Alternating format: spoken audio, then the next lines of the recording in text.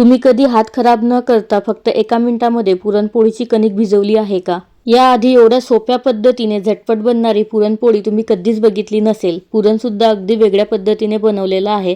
चला तर मग होळी स्पेशल पुरणपोळी बनवायला सुरुवात करूया. त्यासाठी 2 वाटी हरभऱ्याची डाळ स्वच्छ धुवून घेतलेली आहे.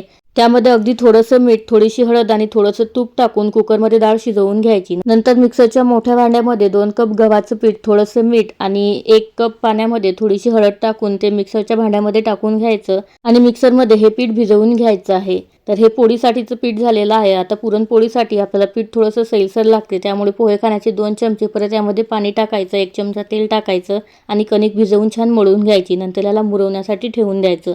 नंतर शिजवलेल्या डाळीमधलं सर्व पाणी काढून मिक्सरच्या भांड्यामध्ये यामध्ये 2 वाटी गूळ टाकून हे छान एकजीव करून घ्यायचं. नंतर याला कढईमध्ये चटका द्यायचा आणि नेहमीसारखी पुरणपोळी बनवून घ्यायची. सविस्तर रेसिपी बघण्यासाठी फोटो खालील त्रिकोणावरती क्लिक करा.